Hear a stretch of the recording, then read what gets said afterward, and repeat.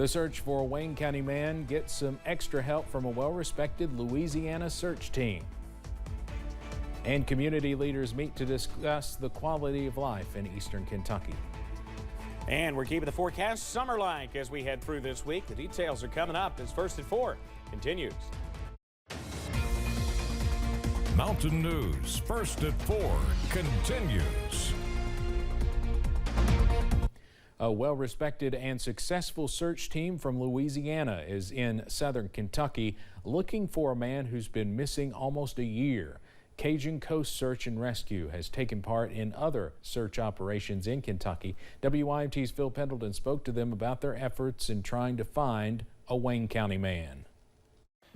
Ricky Griffiths was last seen around July 4th last year in Pulaski County. This is where this search operation from Cajun Coast Search and Rescue is beginning, but it very well could be expanded out to other areas as well. Ready to go to work? The first search area was south of Burnside. That is where Ricky Griffiths' family says he was last seen, or his last known whereabouts were on July 4th of last year. After almost a year with no answers, Cajun Coast Search and Rescue responded to a call for help. Tony Wade came up with his canine holder to help out. His crew has been instrumental in searches and recovery operations all over the United States, and they assisted with the search for Savannah Spurlock in 2019. She said it on Facebook, I think yesterday, that Kentucky always holds a special place in my heart. I think this is my 4th trip up here. Every time we come, we handle 2 or 3 cases each time. You know, we've had some luck up here, you know, make some recoveries. You know, the people of Kentucky have always been so kind to me.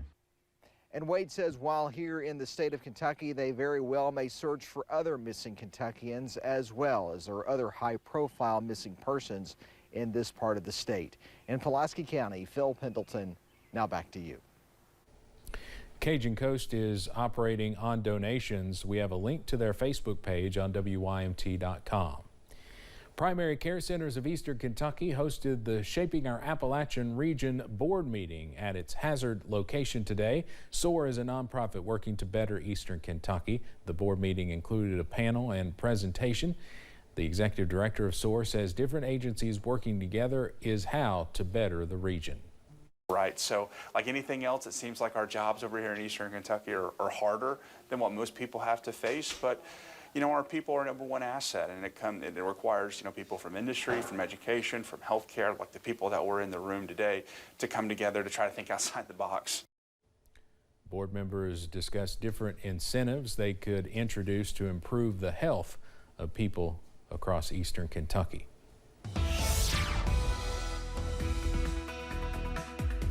And we continue to watch some pretty nice conditions all throughout the region today. Plenty of sunshine. Temperatures rather comfortable. Here's the view from London Corbin Airport, where the airport sensor sits at 73 beautiful degrees outside. Looking absolutely wonderful. There's the view from our Pikeville Medical Center camera. 71, a little bit of haze out there, but otherwise looking pretty nice. Temperatures low to mid 70s region-wide. The only exception, our usual cool spot there. Wise, Virginia sits at 66. Dew points in the 50s, so it is dry and wonderful outside. So take advantage of that as we head through this evening. You see the clouds and the showers off to our north. That's where they'll stay for the time being, but I can't rule out some showers as we head into the day tomorrow. But first, your next 12 hours, yeah, we'll increase the clouds a little bit tonight, but we should stay dry with light southwest winds and lows down into the low 60s. Steve, I'll have another breakdown on the potential for some more showers trying to work our way in a few minutes. All right, Evan, thank you. United States Transportation Secretary Pete Buttigieg toured the site of the fiery crash in Philadelphia, where a tractor trailer lost control and flipped over on an I-95 off-ramp over the weekend. The truck caught fire and destroyed a section of the interstate. A body has been found, but the coroner's office has not yet identified the victim. Officials would not confirm if the remains belong to the driver.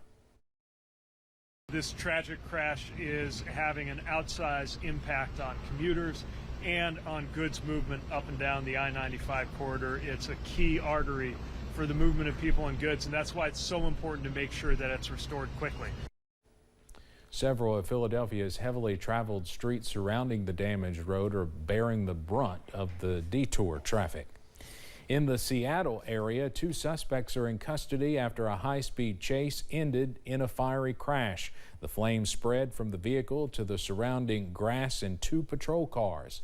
It all started with a suspected carjacking. Madison Wade reports.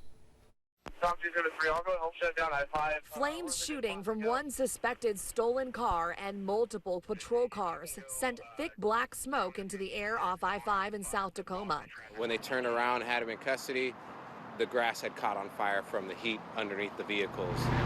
It all started here at Orange Gate Park. A woman called 911 around 11:30 Monday morning to report a man carjacked her at gunpoint. She told deputies she had an air tag in her car.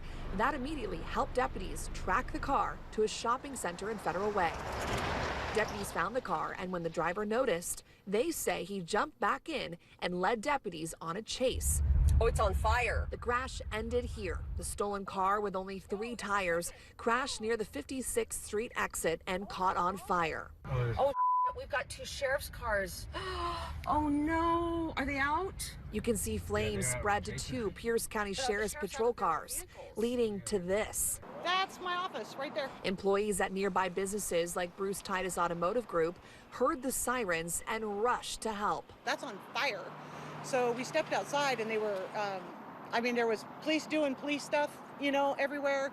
And then this guy comes running up and you guys have fire extinguishers. Fire extinguishers to help stop the flames, but also to help rescue a woman from the burning car reportedly stolen. She was trapped in there, pinned, the door wouldn't open, so we had to yank her out of the car and thankfully, save her life. No one was seriously hurt in this fiery crash. It's all you're thinking about is life, human life. We just wanted to make sure everybody was safe. That's all we cared about.